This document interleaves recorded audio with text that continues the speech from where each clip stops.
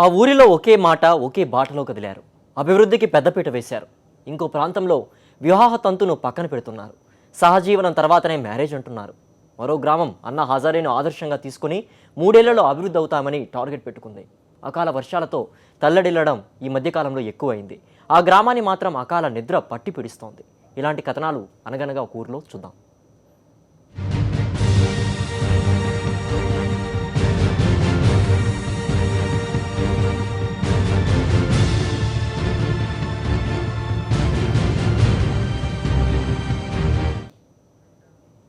ఆ ఊరి పేరు లక్ష్మీనగర్. ఊరి పేరులోనే తప్ప గ్రామస్తుల జీవితాల్లో లక్ష్మీదేవి కరుణ ఉండేది కాదు. ఎలాగోలా జీవిస్తూ బతుకుబండి లాగించేవారు. అయితే ఇదంతా గతం. పేదరికాల నుంచి బయటపడడానికి ఎన్ని మార్గాలున్నాయో అన్నింటినీ అనుసరిస్తున్నారు. ఎలాంటి పొరపచ్చాలు లేకుండా పోలీస్ స్టేషన్ మెట్లెక్కకుండా అభివృద్ధికి అసలు సిస్సలు చిరునామాగా నిలిచారు.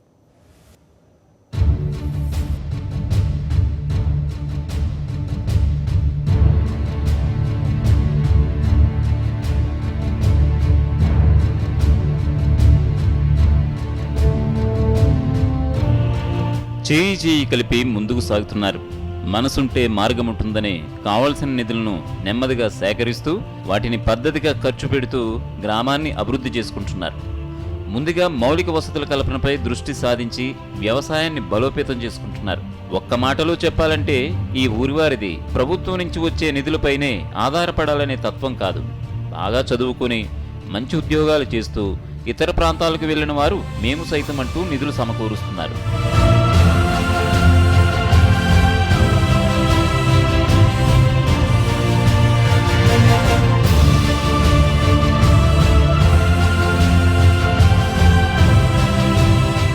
గ్రామ సర్పంచ్ని. నా పేరు చావా బాపారావు. మా గ్రామాభివృద్ధికి ప్రభుత్వపరంగా వచ్చే నిధులు కాకుండా మా గ్రామ ప్రజల సహకారం చాలా ఉంది. మా గ్రామం నుంచి బయటకు వెళ్ళి చదువుకొని ఉద్యోగరీత్యా స్థిరపడిన పిల్లలందరూ మాకు గ్రామం మీద మమకారంతో ఫండ్స్ మొబిలైజ్ చేస్తే మేము లక్ష్మీనగర్ గ్రామం నుంచి ఒక వెల్ఫేర్ సొసైటీని ఏర్పరచుకొని బయట ఉండే పిల్లలే కాకుండా ఊళ్ళో కూడా ఉన్న వాళ్ళందరూ సహకరించుకుంటా ఎవరి స్తోమతను బట్టి వాళ్ళు ఫండ్స్ ఇస్తే అవన్నీ కలెక్ట్ చేసి మేము ఒక కమిటీగా ఏర్పడి ఆ కమిటీ పరంగా డెవలప్మెంట్ యాక్టివిటీస్ చేసుకుంటున్నాము. మెదక్ మండలం లక్ష్మీనగర్ గ్రామస్తులు బాగా కష్టపడే తత్వం ఉన్నవారు. ఉపాధి విషయంలో ఏ చిన్న అవకాశం వచ్చినా వదులుకోరు. ఆధునిక విధానాలను అర్థం చేసుకోవడానికి నిరంతరం ప్రయత్నిస్తుంటారు. మినరల్ ప్లాంట్ను ఏర్పాటు చేసుకున్నారు. ప్రతి ఇళ్ళు పచ్చదనానికి పెద్దపీట వేస్తోంది. ఇంటికో చెట్టును పెంచడం తప్పనిసరి అని తీర్మానం చేసుకున్నారు. వ్యవసాయ పరంగా చూస్తే ఈ ఊరిలో దాదాపు 50 దాకా వరికోత మిషన్లున్నాయి. వాటిని దేశంలో ఎక్కడికి తీసుకుపోవడానికైనా ఈ ఊరు రైతులు సిద్ధంగా ఉంటారు. ఊర్లో గొడవలు దాదాపుగా లేనట్టే. దాంతో పోలీస్ స్టేషన్కి వెళ్లాల్సిన అవసరమే వీరికి లేదు.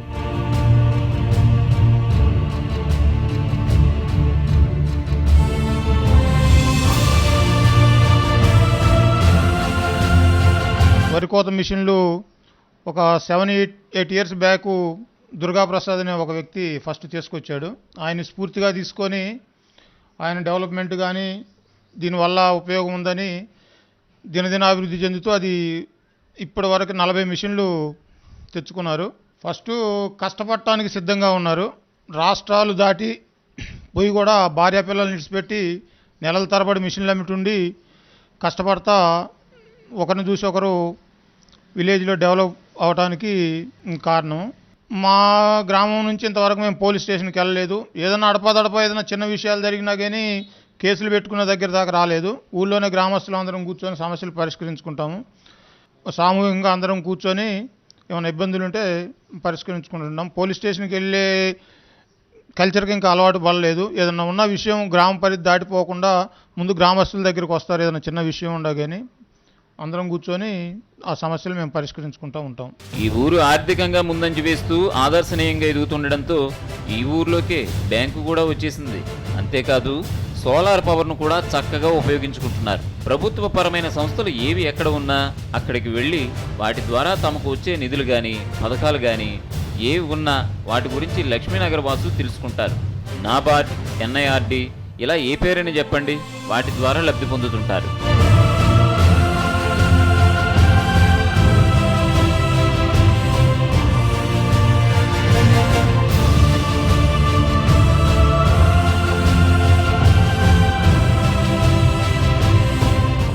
ఎన్ఐఆర్డి వాళ్ళు చెప్పిన వాటికి మేము అట్రాక్ట్ అయ్యి ఆ రోజు ఒక 2 రోజులు అక్కడే ఉండి వాళ్ళు చెప్పినవన్నీ శ్రద్ధగా విని అంతా చేసిన తర్వాత మా మీద వాళ్ళకి ఇంప్రెస్ కలిగి మీరు బాగా ఇంట్రెస్ట్గా ఉన్నారో ఈ సోలారు వీటి గురించి బాగా ఎక్స్ప్లెయిన్ చేశారు. ఆ పోయిన రోజు ప్రతి ఒక్కరికి ఒక్కొక్క గిఫ్ట్ లాగా ఒక హ్యాండ్ లైట్ ఒకటి ఫ్రీగా ఇచ్చారు పోయిన ప్రతి వ్యక్తికి. తర్వాత స్ట్రీట్ లైట్స్ గురించి అడిగితే సబ్సిడీ మీద ఒక 30 లైట్లు ఇచ్చారు. అవి బిగించడం జరుగుతుంది, ఇంకా కరెంటు పోల్స్కి బిగించడం జరుగుతుంది. ఒక 30 లైట్లు ఒక్కోటి 1000 రూపాయలు కాడికి తీసుకొని దాదాపు దాని కాస్ట్ 4,000 to 5,000 ఉంటుందని చెప్పారు. మినిమం ఒక 1,000 పే చేయండి అంటే 30,000 పంచాయతీ నుంచి కాకుండా గ్రామ వెల్ఫేర్ అసోసియేషన్ నుంచి పే చేసాము.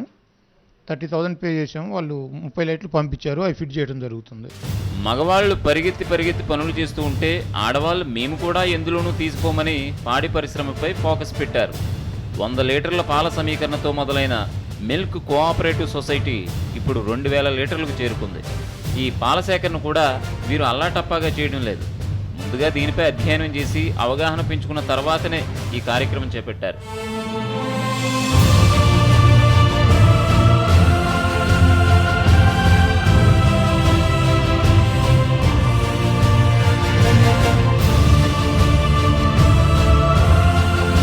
ప్రతి విలేజ్లో ప్రతి ఇంటి వాళ్ళు మాకు సపోర్ట్గా ఉన్నారు. ప్రతి లేడీ ఇంటి నుంచి పాలు బర్రెలను తీసుకొచ్చుకొని ఏదో మాకు దోచిన వరకు పిల్లలకు కానీ ఇంట్లో మగవాళ్ళకి కానీ ఏదో కొంచెం సహాయంగా మేము కూడా కొంచెం సహాయపడాలి వాళ్ళకని చెప్పి చేసుకుంటున్నాము. విలేజ్ అభివృద్ధి అయ్యిద్ది. సంవత్సరానికి ఒక 30-40 ఏళ్ళు మిగిలినా కూడా విలేజ్కి ఏదన్నా ఒకటి చేసుకోవచ్చు కదా, వర్క్ ఏదో ఒక పని చేసుకోవచ్చు అనే ఉద్దేశంతో స్టార్ట్ చేసుకున్నాము. గవర్నమెంట్ డైరీకి, విజయ డైరీకి వెళ్తాయి మెదక్. రోజు ఆటో వచ్చి మార్నింగ్ ఈవినింగ్ తీసుకెళ్ళిద్ది. కొంతమందే వచ్చారండి. స్టార్టింగే అసలు ఫస్ట్ రోజు 1 డే 100 లీటర్స్ వచ్చాయి. స్టార్టింగే మాకు స్టార్ట్ చేసిన రోజు, సొసైటీ పెట్టిన రోజు. తర్వాత మెంబర్స్ పెంచుకుంటూ వచ్చి ఇప్పుడు 106, 108 వరకు వచ్చారు. వాళ్ళకి ఇంకా లోన్లు ఇప్పించి పాలు ఇంకా అభివృద్ధి చేయాలని మొన్న మీటింగ్స్ పెట్టుకున్నాం. నాబార్డు వాళ్ళని పిలిపించేసి మీటింగ్ పెట్టుకున్నాం. వాళ్ళు లోన్స్ ఇప్పిస్తామన్నారు.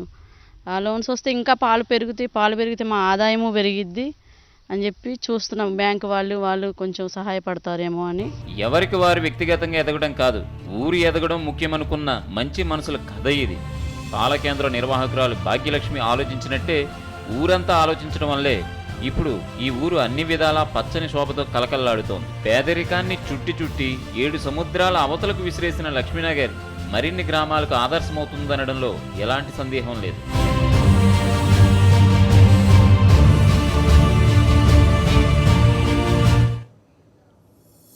అమ్మాయి అబ్బాయి ఒకే లైన్లో ఆలోచిస్తున్నారా? అభిప్రాయాలు కలుస్తున్నాయా?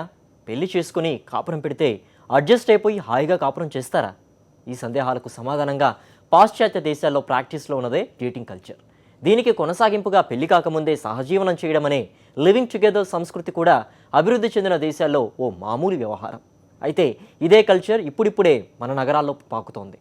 ఎవరు చెప్పారో ఏమో కానీ శ్రీకాకుళం జిల్లాలోని గిరిజనులు మాత్రం ఈ మధ్యకాలంలో సహజీవనానికి సై అనడం చర్చనీయాంశమవుతోంది. ఆచార వ్యవహారాల మధ్య వివాహతంతు కొన్ని తరాలుగా కొనసాగుతోంది. సాధారణంగా ప్రేమైనా సెక్స్ అయినా వివాహం తర్వాత అనేది మన వివాహాల్లో పైకి కనిపించే సూత్రం. శ్రీకాకుళం గిరిజన గ్రామాలు కొన్నింటిని పరిశీలిస్తే సెక్స్ ఆఫ్టర్ మ్యారేజ్ అనే నియమం ఇక్కడ సంస్కృతి నుంచి దూరమవుతూ వస్తోంది. ముందు సృష్టి కార్యక్రమం, పిల్లలకు జన్మనివ్వడానికి ప్రాముఖ్యత, ఆ తర్వాత ఆర్థికంగా 4 రాళ్లు వెనకేసుకున్న పిమ్మటనే ఇక్కడ పెళ్లిపేటలు ఎక్కుతున్నారు.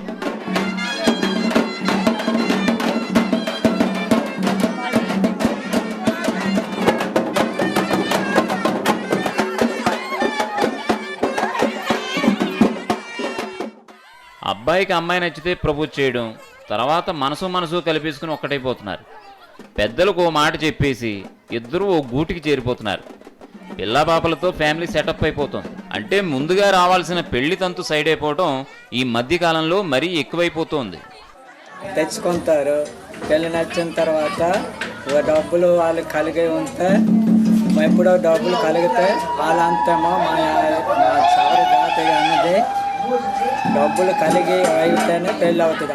ముసలి అయిపోయినే చేసుకుంటారు. పిల్లలు కాసినే చేసుకుంటారు. పిల్లలు పక్కన పెట్టేసైనా పశువు నీళ్ళు పోసి ఒక బంగారం తాళి లేకపోయినా పసుపు కొమ్ము కట్టేనని ఆ పుణ్యస్త్రీ కంటేమో ఇది చేయాలనేసి నలుగురు అనుకొని ఇప్పుడే మాకు నలుగురు పెద్దల్లోన కలపాల పుణ్యస్త్రీగా ఉండాలనేసి నలుగురు పెద్దలు పిలిపించి మా యజ్జోడికి చెప్పి ముహూర్తాలు కట్టించి మా యజ్జోడే మాకు పంతులు మాకు యజ్జోడే ముహూర్త శాతం అవన్నీ చెప్పడం జరుగుతుందండి.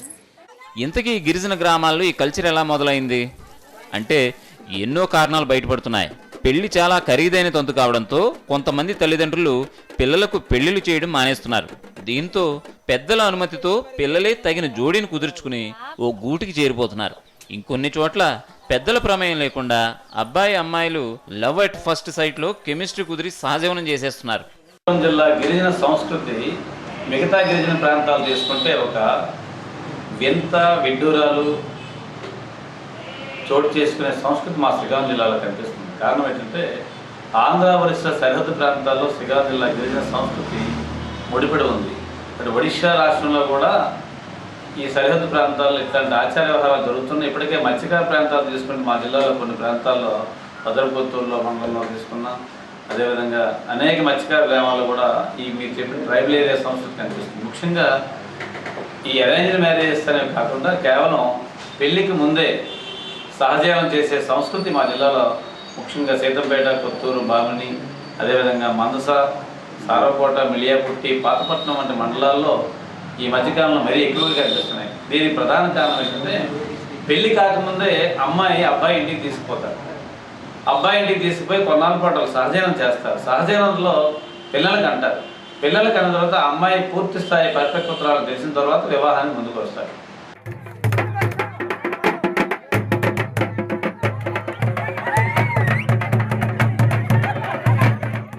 మరి కొన్ని చోట్ల చాలా వరకు కుటుంబ పెద్దలే తమ అబ్బాయిల కోసం నచ్చిన అమ్మాయిని నేరుగా ఇంటికి తీసుకొచ్చేస్తున్నారు.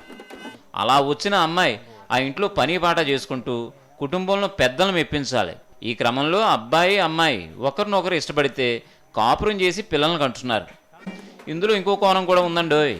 కాపురం చేశాక పిల్లలు పుడితేనే ఆ అమ్మాయిని కోడలుగా అంగీకరించి పెళ్లి చేస్తున్నారు. లేదంటే పుట్టింటికి తిరిగి పంపేసే ఘటనలు కూడా ఇక్కడ చాలా ఉన్నాయి. ఆ వివాహం ఆ పెద్దలు కూడా కుల పెద్దలు అంటే లజ్జోడు, ఇజ్జోడు ఇలాంటి పేరుతో కొన్ని కులాల్లో ఆ ఇజ్జోడు అనే వ్యక్తి వచ్చి ఆ కులాచారం ప్రకారం అలా పెళ్లి చేస్తారు. అప్పుడు అది పెళ్లి ఆథెంటికేషన్ అవుతుంది. అంతకుముందు కేవలం మీరు సహజీవనం చేసుకుని పిల్లలకి అనేది కూడా వాళ్ళ కులంలో అంత మిగతా హిందూ మ్యారేజ్ యాక్ట్ ప్రకారం విరుద్ధం. ఆ విరుద్ధమైనప్పటికీ వాళ్ళకి మాత్రం అది చట్టబద్ధం చెప్తున్నారు. వాళ్ళ తాలూకు పరిణామాలు వాళ్ళ పరిస్థితి చూస్తే మనలాంటి వాళ్ళని తప్పదు ఇది చేసుకోవడం మంచిదనే అలాంటి వాళ్ళు కూడా ప్రాంతం పరిధిస్తే అనిపిస్తుంది. ఏదేమైనా ప్రభుత్వాలు ఎంత ముందు జాగ్రత్త చర్యలు తీసుకున్నప్పటికీ సీతంపేట ప్రాంతంలో ఆదివాసీ గిరిజనులు చేస్తున్నటువంటి పని నాలాంటి వాళ్ళకి మంచిదే అనిపిస్తుంది. ప్రజెంట్ ఈ పెళ్ళిళ్ళ సంస్కృతి, ఈ వివాహ ఖర్చులు పెరుగుతున్న ఈ తరుణంలో వాళ్ళు తీసుకున్న నిర్ణయం మాత్రం స్పష్టంగా ఒక మంచిగా నేను చెప్పవచ్చు. కుటుంబ వ్యవస్థకి కీలకమైన వివాహ బంధంలోని ఆచారాలు శ్రీకాకుళం గిరిజన గ్రామాల్లో పక్కకు పోతున్నాయి.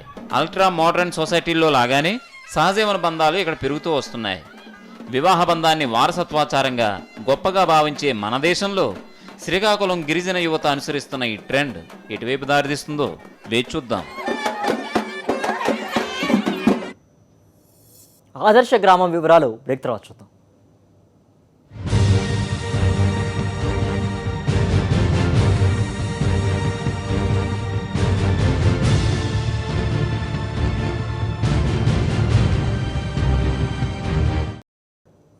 గ్రామస్తులంతా ఐకమత్యంగా కదిలారు.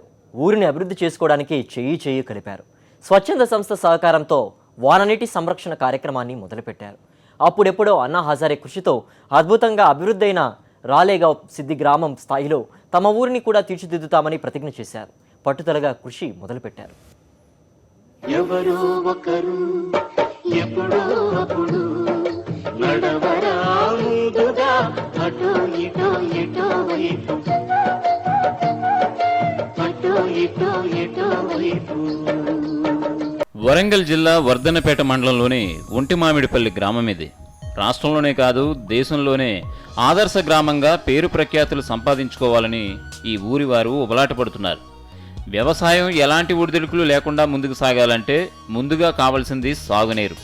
ఆ సాగునీరు సమృద్ధిగా లభించాలంటే ప్రతి వాననీటి బొట్టును దాచుకోవడమే తప్ప మరో మార్గం లేదని వీరు గ్రహించారు. ప్రముఖ ప్రజాసేవకుడు అన్నా హజారే తన సొంత గ్రామం రాల్గావే సిద్దిని అభివృద్ధి చేసిన తీరును మహారాష్ట్రలోని ఆ ఊరికి వెళ్లి మరీ తెలుసుకున్నారు. వర్షపు నీరు మన బయటికి పోకుండా మన నీరును మనం కాపాడుకుంటే మన నీరును మన బావిలో కానీ మన బోర్లో కానీ మన జలాలు అనేది అది ఇంప్రూవ్ అయ్యి మనకు తేమ అనేది పైకి పెరిగొస్తుంది అని బాగుంటుంది అని చెప్పని వాళ్ళు చెప్తేనే మేము ఇంకుడు గుంతలు కూడా తీసుకుని బాల వికాసంలో తీసుకుపోయిన కాడ కూడా మేము చూసినాం. వాళ్ళు చెప్పిన విధానాన్ని తీసుకొని ఇప్పుడు అక్కడ కూడా వాళ్ళు కూడా బయట వాళ్ళు తీసుకున్నాక కూడా వాళ్ళకు మంచి జరుగుతుంది, పంటలు మంచి పండుతున్నాయి. మొక్కజొన్న చేనులు కానీ పత్తి చేనులు కానీ తోట చేనులు కానీ మంచిగా ఉన్నాయి. అక్కడ చూసి మేము వాళ్ళు చెప్పిన విధానాన్ని మేము తీసుకొని పాటించుకుంటామని రైతులంతా ఒక కమిటీ చేసుకున్నాం. దాని మీద కమిటీ ప్రకారంగా కూడా మేము ఉంటామని దాన్ని ఏర్పాటు చేసుకున్నాం.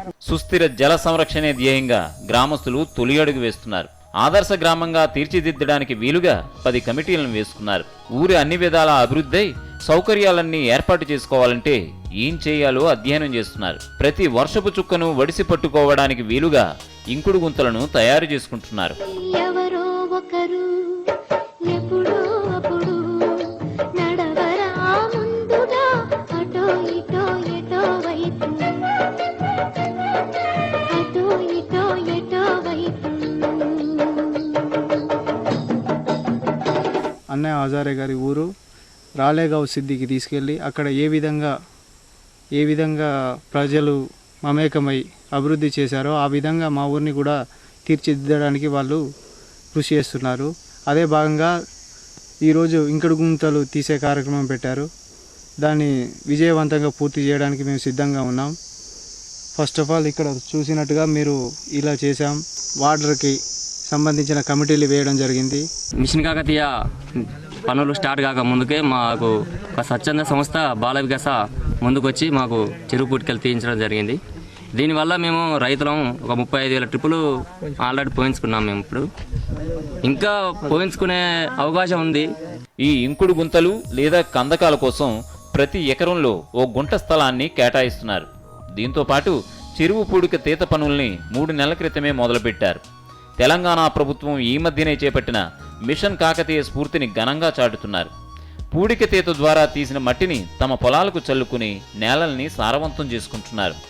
ఈ గ్రామస్తులు ఈ పనులన్నీ స్వచ్ఛంద సేవా సంస్థ బాల వికాస సాయంతో కొనసాగిస్తున్నారు. మా విలేజ్ని ఒక కేంద్ర ప్రభుత్వం ఒక రాష్ట్ర ప్రభుత్వం గుర్తించకుండా ఒక స్వచ్ఛంద సంస్థ గుర్తించి ఇక్కడ మన ఉంటవానిపల్లి విలేజ్లో చెరువు పూటిక తీత పనులు ప్రారంభించి ఒక 35,000 ట్రిప్పులు ఇప్పటి వరకు రైతులు పోసుకోవడం జరిగింది. మాకు ఒక ఆలోచన ఏంటంటే మా విలేజ్ని ఆదర్శ గ్రామంగా తీసుకోవాలని శివరెడ్డి సార్ మమ్మల్ని రాలేగావ్ సిద్దికి తీసుకెళ్ళాడు మహారాష్ట్ర దగ్గర. అక్కడ ఉన్న లొకేషన్ చూస్తే వాళ్ళకి మామూలుగా వాటర్ అనేది వాళ్ళకు ఒక 30 సంవత్సరాల క్రితం అక్కడ రాలేగావ్ సిద్ది ఆ గుడంబ వారే అటువంటి విలేజ్లో అన్నాజారే గారు వీళ్ళని ఒక గుర్తింపు తీసుకురావాలని వర్షపు నీరుని ఒక ఇంకుడు గుంతలు చిన్నపాటి ప్రాంతాలు లెక్క ఏర్పాటు చేసి వాటర్ ఎట్టి పరిస్థితుల్లో కిందికి డౌన్కు వెళ్లకుండా వాళ్ళ పంట పొలాలనే స్టోరేజ్ చేయడం జరిగింది. ఆ లొకేషన్లు చూసి వచ్చి మేము కూడా మా విలేజ్లో ప్రతి ఒక్క రైతు ఇంకుడు గుంతలు తీసుకోవాలని ఒక ఏకదాటిపై విలేజ్లో ఉన్న రైతులందరూ కమిటీలు వేయడం జరిగింది. ఇక్కడ ఒక 10 కమిటీలు వేయడం జరిగింది. ఒకటి ఇంకుడు గుంతల కమిటీ, ఒకటి విద్యా కమిటీ, ఒకటి పారిశుద్ధ్యం కమిటీ, ఒకటి స్వచ్ఛత కమిటీ. ఏ కమిటీలో వాళ్ళు మేము ఏంటంటే మంత్రి వారి లెక్క పెట్టుకున్నాం. ఆ కమిటీ ఉన్న అధ్యక్షుని పేరు మంత్రి. ఇప్పుడు విద్యాశాఖ మంత్రి ఉన్నాడు, విద్యాశాఖ మంత్రి, నీటిపారుదల శాఖ మంత్రి లెక్క పెట్టుకొని మా విలేజ్ని ఒక ఉన్నత స్థాయికి 3 సంవత్సరాల్లో ఉంటవానిపల్లి విలేజ్ అనేది మన తెలంగాణలోనే ఆదర్శ గ్రామంగా తీసుకురావాలని మా రైతులు అందరూ ఒక కంకణం కట్టుకున్నారు. ఇప్పుడున్న మన గ్రామాలు అన్ని విధాలా ఎదగాలంటే ముందుగా గ్రామస్తులకు కావాల్సింది ఐకమత్యం. ప్రభుత్వమే అన్నీ చూస్తుందని నిధులన్నీ అధికారుల ద్వారానే అందుకోవాలని భావించకూడదు. స్వచ్ఛంద సంస్థల సాయంతో సౌకర్యాలను ఏర్పాటు చేసుకోవాలి. అంతేకాదు ఇప్పటికే ఎదిగిన గ్రామాల అభివృద్ధి మోడల్ను ఆదర్శంగా తీసుకుని తమ గ్రామాల సమస్యలను పరిష్కరించుకోవాలి. ఇదే విషయాన్ని చెప్పడం కాదు, చేయడం ద్వారా చాటుతున్న ఒంటిమామిడిపల్లి ఇప్పుడు ఎంతమాత్రం ఒంటరిది కాదు. అజీదుద్దీన్, సాక్షి న్యూస్, వర్ధనపేట, వరంగల్ జిల్లా. ఆ ఊరికి ఏమైంది? ఎందుకు ఆ ఊరి వాళ్ళు ఎప్పుడంటే అప్పుడు సడన్గా నిద్రలోకి జారుకుంటున్నారు? ఆ గ్రామం చుట్టుపక్కల వీస్తున్న గాలిలో ఏదైనా తేడా ఉందా? కొంతమంది చెబుతున్నట్టుగా ఆ ఊరికి దయ్యం పట్టిందా? ఇంతకు ఆ గ్రామం ఎక్కడుంది?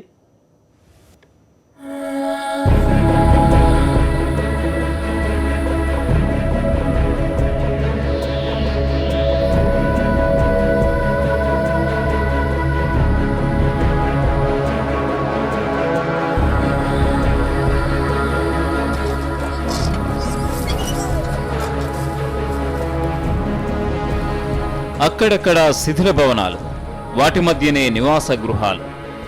ఈ గృహల్లో ఉన్నారా లేదా అన్నట్టుగా బిక్కుబిక్కుమంటూ భయంగా జీవితాన్ని గడుపుతున్న గ్రామస్తులు.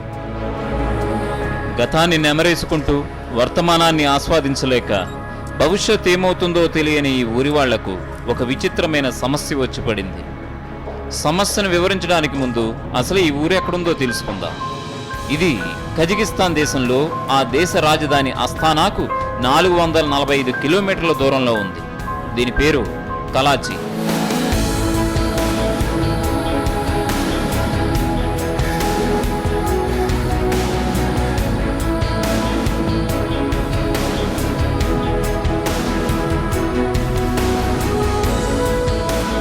ఒకప్పుడు సంస్కృతి సాంప్రదాయాలతో సందడిగా జనంతో ఉత్సాహంగా కనుల విందుగా కనిపించిన ఈ గ్రామం ఇప్పుడు కళావిహీనంగా తయారయ్యింది.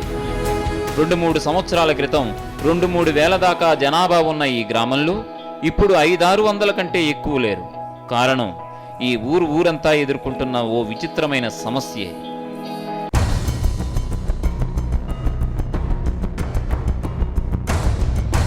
గత 2 సంవత్సరాలుగా ఇక్కడ ప్రజలు హఠాత్తుగా నిద్రలోకి జారుకుంటున్నారు. రాత్రి అయితే నిద్రపోయామంటే అందులో చెప్పుకోవడానికి ఏమీ లేదు. కడుపు నిండా తిని కాసేపు మధ్యాహ్నం పూట నడువాల్చామంటే అర్థం చేసుకోవచ్చు. కలాచి గ్రామస్తులు మాత్రం అలా కాదు, ఒక్కసారిగా నిద్రాదేవత ఒడిలోకి జారుకుంటున్నారు. కొంతమంది అయితే 1-2 రోజుల పాటు లేవకుండా అలాగే ఉండిపోతున్నారు. వారం రోజుల పాటు కోమాలోకి వెళ్ళిపోతున్నారు.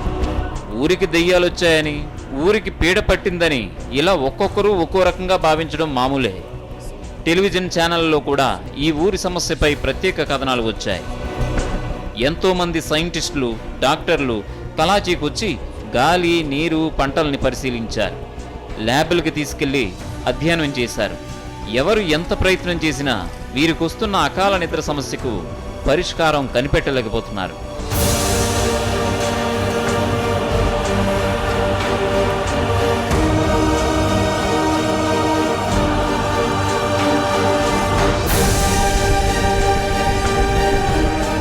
ఒకప్పటి సోవియట్ యూనియన్లో కజకిస్తాన్ భాగం. ఆ సమయంలో అంటే దాదాపుగా 3.5 దశాబ్దాల క్రితం ఈ ఊరికి దగ్గరలో ఒక యురేనియం గని యాక్టివ్గా పనిచేసేది. దాన్ని చాలా కాలం క్రితమే మూసేశారు కూడా. అయితే దాని ప్రభావం వల్ల లేక మరో కారణంగానో ఈ మధ్య కాలంలో గాలిలో రేడియేషన్ పెరిగిపోయిందని కొంతమంది అనుమానిస్తున్నారు. దానివల్ల ఆ గాలి సోకి నిద్రొస్తుందేమోనని అనుకుంటున్నారు. అయితే ఈ వాదనను సైంటిస్టులు కొట్టేస్తున్నారు.